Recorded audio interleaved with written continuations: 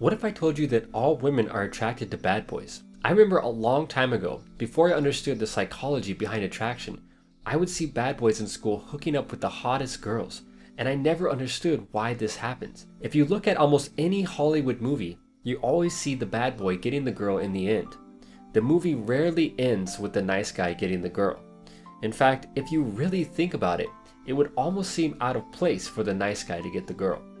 Most girls will tell you that they want a guy who is nice and caring, and while many of them do, there is no way to escape the fact that girls are attracted to the bad boy. Maybe you're thinking to yourself, why is that? What happens inside the brain that causes some women to go for a guy who treats them poorly and seems to do everything wrong from the nice guy's point of view? When filling out a questionnaire, a girl would say she wants a man who is nice and caring, but when meeting the guy face to face, something very interesting happens. In the real world, the girl's subconscious mind takes over, and most attraction occurs on the subconscious level. The two major factors that attract girls more than anything else are confidence and masculinity. As guys, we are biologically hardwired to be attracted to physical beauty, and girls are hardwired to be attracted to confidence and masculinity. When a girl meets a guy face to face, her subconscious takes over and causes her to become attracted to these two traits.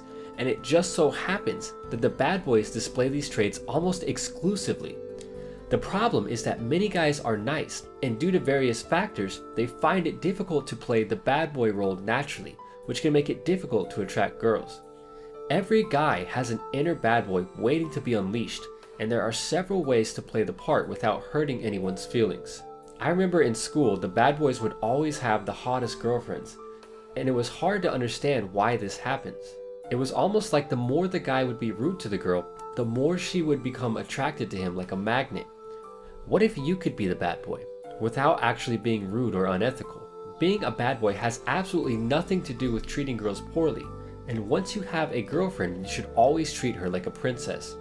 But if you want to keep the attraction as high as possible, you need to understand the psychology of the bad boy and use it to your advantage. Imagine how attractive you would be if you offered all of the benefits of the nice guy, along with the attractive traits of the bad boy. The good news is that it's much easier to do than you think, and with enough practice, you can build the traits of the bad boy into your character so you can still be yourself but just an enhanced version. One of the major traits of the bad boy is breaking the rules, but you don't have to break them in a bad way. Something that I never understood when I was younger was why girls always seemed to be more attracted to guys who had been arrested and served time in jail. Logically, this wouldn't make sense, right? I mean, why would a girl choose the loser who's always in and out of jail over the guy who's nice and has never been arrested for ridiculous crimes? If you're old enough to go to high school, then you're old enough to know that your eyes aren't lying to you. The reason why girls can get attracted to guys who have been in jail is because these guys are displaying one of the traits of the bad boy, which is breaking the rules. Most people never question the rules of society. If you look at the famous bodybuilder Ziz, who became an internet legend when he passed away, this was one of his obvious traits. This guy would start doing push-ups in the middle of a crosswalk, even when it wasn't time to cross, because he dared to break the rules.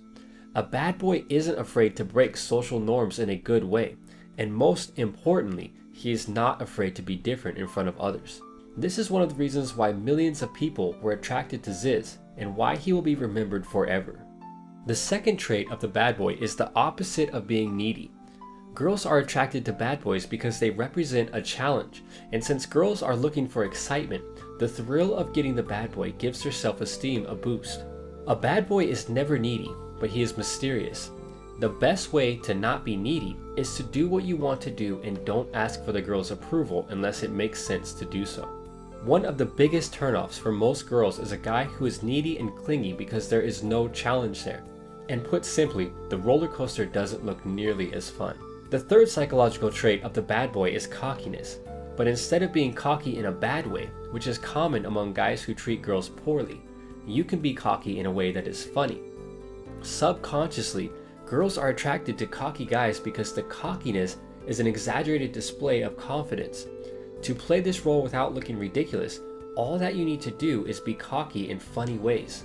The fourth trait of the bad boy, and this one is very important, is never giving weight to the opinions of others unless they are from people who you're very close to and care about deeply. To do this, you must carry out your mission regardless of criticism and opinions from others. A great example is what I'm doing here on YouTube. With the explosion of growth the channel has received lately, it receives about 100 comments per day, and a very small percentage of these comments are things that wouldn't make you feel very good if you read them out loud. But at the end of the day, these are just opinions from other people, and they have no effect on me or my mission. Day after day, I just stay focused and keep trying to help and entertain you guys. And to play the role of the bad boy, you should do the same and never let the opinions of others have an effect on you. The fifth trait of the bad boy is assertiveness and saying no. If someone says something to you that you don't agree with, disagree when you know you're right. Also, when you say no to something, don't always give an explanation. The sixth and final trait of the bad boy is being a leader. Subconsciously, girls are attracted to leaders and not followers. Rather than asking a girl where she wants to eat, take the lead and decide where to go. When you're around other people in an unfamiliar situation, don't wait for others to make the first move. Bad boys are naturally leaders and they do their own thing. Bad boys are also naturally confident, and if there's one trait that girls find attractive more than anything else, it's confidence. And by increasing your personal confidence, all of the other traits of the bad boy will come much more naturally. The world we live in, at times, can be really weird, and it almost never seems to work the way you would think it's supposed to work. You have probably heard the saying, nice guys finish last, and if you want to attract anyone, it's true.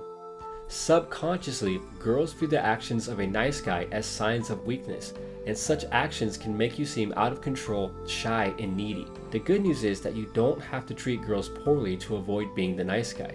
Instead, you can blend the bad boy and the nice guy together, which results in a guy who is confident, caring, and masculine, but not afraid to lead the way, break the rules, and ignore the opinions of haters. Contrary to popular belief, you don't have to get arrested and serve time in jail to become more attractive. And once you understand the psychology of the bad boy, the sky is the limit to what you can achieve. With that said, you guys are the best, and until next time, thanks for watching.